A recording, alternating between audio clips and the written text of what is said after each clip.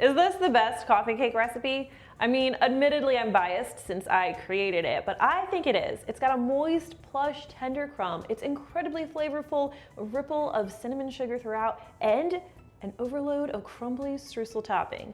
We are topping everything off with a vanilla glaze, and we've got a lot of parts going on, but overall this whole thing is pretty simple. So let's get started. Go ahead and preheat your oven to 350 degrees Fahrenheit, grab a large mixing bowl, and while today's recipe could be made in a stand mixer with a paddle attachment, no problem, today I'm just going to be using my electric hand mixer.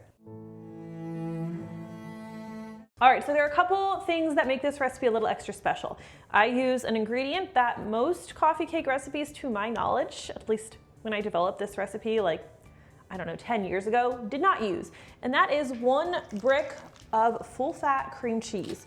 You need 8 ounces of softened cream cheese. Don't use the tub style stuff that has weird additives that could make things weird, so stick with a brick. We are also going to be adding, I've got a bunch of butter here because we have a lot of things that need butter, so just for now, 1/2 cup or 1 stick of softened unsalted butter. All right, toss these in a mixing bowl. And before we go any further, I like to beat up the butter and cream cheese because for the cream cheese, we don't want any lumps left. We want everything nice and smooth, and just beating them together here gives us a nice head start. Encourages a smoother batter. Let's just check that this is nicely mixed up. Nikki, come on in and take a peek at this if you want to show the people how their butter and cream cheese should look. Nothing super lumpy. All right, so the next thing we're going to add that I think really makes this coffee cake super tender and flavorful is primarily we're using brown sugar instead of mostly granulated, which a lot of recipes do. We have higher ratio of brown. This is a cup or 200 grams of firmly packed light brown sugar. And we are also using a 1/2 cup of granulated sugar. It's 100 grams. Should have taken my spatula out. So again, this higher ratio of brown sugar just works really nicely for the flavor. Brown sugar can also kind of weigh down a cake a little bit more. It'll make it more moist. It can weigh down the crumb a bit. With coffee cake, I personally prefer a slightly more dense, never dry, a slightly more dense crumb. So I think it works really well here. So I've been mixing this for like 2 minutes, maybe 3 on high speed. What I'm going for here is nicely creamed butter and sugar, which is going to help add a little bit of lightness to the cake so it's not like a brick. Still dense, plush, but not like a brick. This is our best opportunity to really work in air, along with the eggs, which we're going to do next. So speaking of the eggs, we need 2 large eggs. Room temperature is great. This recipe, it's not as big of a deal if yours aren't. So we're going to add these. Let me get rid of this. And I'm just going to stir after each addition.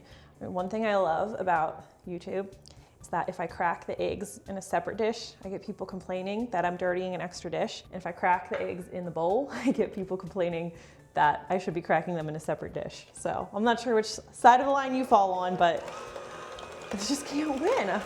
Beat that first egg in. We're going to scrape the sides and bottom of the bowl. Super important, especially if you're using a stand mixer, because you want the batter to be nice and uniform or it won't bake evenly. It's gonna cave in on itself and tunnel. So just go ahead and scrape the sides and bottom. And in case you were wondering, the proper way to crack the eggs is to do it in a separate bowl. That's in case you get any shell in, it's easier to get it out. And if you get a bad egg, if you get a bad egg and you crack that right in your bowl, you have to toss the whole thing out. It's actually pretty terrible if that happens. So this is just a less risky way to do it. And I already used this bowl for the sugar, so it was dirty anyway. Let's mix in egg number 2. And next I'll add my vanilla extract before I scrape the bowl again. We'll stir this in. You want 1.5 teaspoons of vanilla extract. I'm eyeballing this. Also not the professional way to do it. But it's a nice healthy pour of vanilla. Let's go ahead and mix that in. Look at that. Nikki, show the people my homemade vanilla extract and how beany it is. See those black specks? Vanilla beanie. Those black specks are flavor. I love using my homemade vanilla.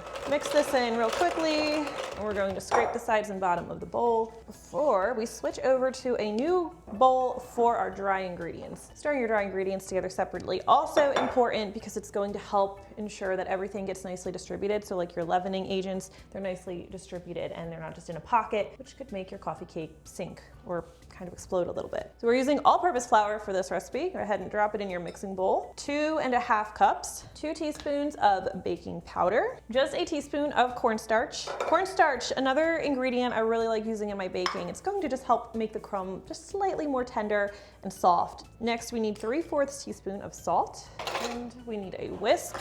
Like we were talking about, getting these dry ingredients nicely distributed, super important. Whisk is a great way to do that. Before we go any further, before we start adding our dry ingredients to our wet ingredients, you're going to want to go ahead, measure yourself out a half cup of buttermilk.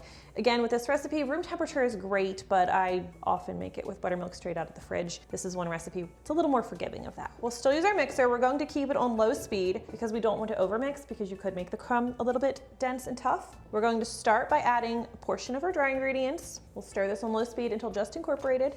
Once that's mostly combined, we'll add some of our buttermilk. I usually do the flour in 3 parts and the buttermilk in 2. I like to start and end with the flour, it just works nicely. Keeping our mixer on low. And this alternating method just is the best way to incorporate the different ingredients into our butter and cream cheese mixture. And again, just make that really nice plush crumb. Buttermilk part 2. The buttermilk is another ingredient that really helps impart a really nice, deeper flavor than you would get with just regular milk. We're not relying on the buttermilk so much for any acidic reaction. We're actually not even using baking soda in this recipe. It's mostly for flavor and tenderness. It works really well. All right, last bit of flour. Once that's mostly all combined, I'm just going to stop with the mixer and switch to my spatula and finish stirring everything by hand, scraping the sides and bottom of the bowl as we go. That's super important, pretty much no matter what you're baking. We want this to look nice and uniform. Let's make a little space here. Grab our baking pan. You will need a 13x9 baking dish for this recipe. The recipe was written for a metal baking pan. If you use glass or ceramic, not a big deal, you're just going to need to bake it longer. This baking pan, honestly, you should probably just grease and flour it. You're going to have the best time that way. I line mine with parchment paper because I hate cleaning a used pan, but it makes it a little bit difficult to spread the ingredients, so just keep that in mind. Sometimes I hate myself for using it. Not when it comes time to clean the pan. So we're going to drop half of our batter into the pan, about half. I never really weigh it. This is pretty low stakes, so you don't have to be exact. I feel like that looks about right. And grab a spoon, and we're just going to spread this into an even layer in the pan. Just kind of try to anchor your parchment if that's what you're using. This already smells so good. All right, I feel like that looks pretty decent. Slide this out of the way for just a second because we're going to stir together our cinnamon sugar ripple. So you just need a 1/4 cup of granulated sugar for this recipe, for this little cinnamon sugar ripple, and 1½ teaspoons of ground cinnamon. Grab myself one of my little whisks. This is a little big, but he'll work. My favorite whisk. Mix it up, a little sugar lump in there. It'll be delicious later. All right, let's go ahead and sprinkle this on an even layer. Let's use a spoon, distribute it. Just a little bit. This part gets a little bit tricky. The other half of our batter needs to go on. How did I make this spoon so messy? We're going to dollop the rest of the batter over the cinnamon sugar mixture, and that layer makes it kind of difficult to spread the top. So just dolloping it all across is going to make things easier for you. I feel like I made such a mess today. Let's go ahead and spread this in an even layer. This cinnamon sugar wants to kind of make it difficult to spread, no big deal. And it's okay if it gets like swirled up into it. It's still gonna taste delicious. You'll just have a more creative swirl. You're just a more creative person. Just tell yourself that. That's what I do. I do a good job making it even. That's okay. Okay, we did it. This is the most annoying part of the whole process. So if you don't want to do it, you can skip the ripple, but I mean, I think it's ultimately worth it. We're not done yet though. A good coffee cake needs one very important thing, and it's not coffee. Those of you who aren't in America might not know this, but coffee cake doesn't include coffee. It is a nice snack that you serve with your coffee. Hopefully that clears things up. But what a coffee cake does need is a nice thick layer of crumbly streusel on top. So we're going to make that real quick. I love my version because there's no pastry cutter required because we use melted butter. So the first thing we'll do is we're going to melt 10 tablespoons of unsalted butter. If you want to use salted, that's fine. Just skip the salt later in the recipe. And we're going to melt it and let it sit aside until it's kind of cool. So I'm just going to set this out of the way, let it cool down a bit. All right, we're doing a lot of streusel. So we need 1 1/3 cups of all-purpose flour. This is super brown sugar heavy here. We need 1 cup plus 2 tablespoons of firmly packed light brown sugar. Crumble it a bit. It's gonna make my life easier in a minute. 3 tablespoons of granulated sugar. We are doing a lot of cinnamon in here. This is 4½ teaspoons. This is a nice cinnamon coffee cake. And then some salt. I just do 1/4 heaping teaspoon of salt. We're going to just toss everything together before we add our butter. If there are any big clumps in your brown sugar, you can smash those out here. We're not doing any smashing in the next step. We'll talk about that in a minute. So oftentimes when you're making a streusel, you add cold butter, like really cold butter. You use a pastry cutter and you kind of work it in there with a pastry cutter. I hate that. I don't know what it is. I hate a pastry cutter. So I found a way around it that is easier, and I think it makes for a nice butterier streusel. Only thing you need to watch out for is make sure you're not using butter that is too warm. The bowl shouldn't feel warm to the touch at all. It should be not hot. So still liquid, but not hot. All right, so I'm going to just drizzle this butter over. And because we do not waste butter around here, we're going to not waste this butter and scrape the bowl. Grab your fork again. We're not going to mix. That will make you have a paste. Using butter that's too warm will leave you with a paste. We're just gonna claw the mixture together. Kind of like you're a cat in a litter box. It's probably not a good analogy, but I just got a new cat. That's all I can think about. We're just clawing it together. Tossing it, clawing it, not really mixing, not smearing. A good streusel should be nice and crumbly. It's very important. So what you're looking for, all the flour should be absorbed. You shouldn't have any white pockets in there, and you should have a nice crumbly streusel. If it turns into a paste, your sugar was probably way too hot, or you were mixing. Don't mix, don't smash, just claw. All right, now we're very hands-on. We're just going to grab the streusel and scatter it over the top. If you have any super large clumps, I can't talk today, you're just gonna break them up a little bit with your hands. I don't accept comments from anyone who tells me this is too much streusel, because there's no such thing. All right, we're looking beautiful here. Center rack of our 350 Fahrenheit preheated oven.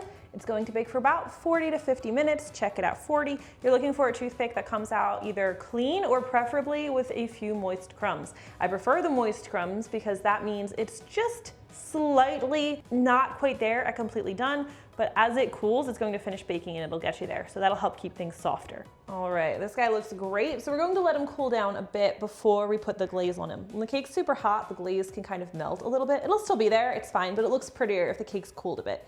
So let's just give this cake like 15 minutes. While the cake is cooling, I like to just whip up the vanilla glaze. It's optional, you could just dust it with powdered sugar. You could skip any more sugar altogether. I'm not going to pass up an opportunity to add more sugar. This is a half cup of powdered sugar, and then I usually need like 2 to 3 teaspoons of milk to make a nice little glaze. Start with 2 and then add more as needed. Sometimes like in the winter, I find I need even more. If you need a splash more, that's fine. This itty bitty bowl, I'm gonna make such a mess. Let's go ahead and add that guy in there now. We're gonna need him. A whisk would also probably be more efficient. Maybe I'll switch to one. Maybe I'll throw all my powdered sugar on the ground. Look at that, it just shrinks up to nothing. I need a whisk because I don't want any lumps in it. There we go. This is super, you know, make it how you want, but I like it to just kind of ribbon off the whisk, hold its shape for like a second, and then dissolve, which we're there. Take a nice close look at it. Just drizzle this over our coffee cake. It looks so pretty this way. Okay, let's go ahead and cut into this coffee cake so you can see what I've been talking about. Still a little warm. A sharper knife cuts through the streusel a little bit better, but it should still crumble for you. Go into the second row. Here we go. Come closer, Nikki. Show the people the cake. What do you think? Look at that. Just wait till you taste it. The plush crumb, the incredible undertones of flavor that we so carefully built in here. It's just so good. I really want you to try it. Let me know what you think. I really do always love hearing from you. Thank you for watching, and I will see you next time. Now I get to eat it. Oh. It is. This is the best coffee cake. Nobody is going to convince me otherwise. The best streusel, best method. It's so good. Okay. You knew, Nikki, didn't you? Yes. You knew I was doing too much. You didn't stop me. Wait, okay, I panicked for a second. Thought I grabbed the wrong thing. Do people know what I'm doing for them? Look at these shots. You can see the nice. That's our soundproofing system. I can't believe I said that. Someone's gonna be so mad. We're very professional here. Even though Nikki tried to sabotage me,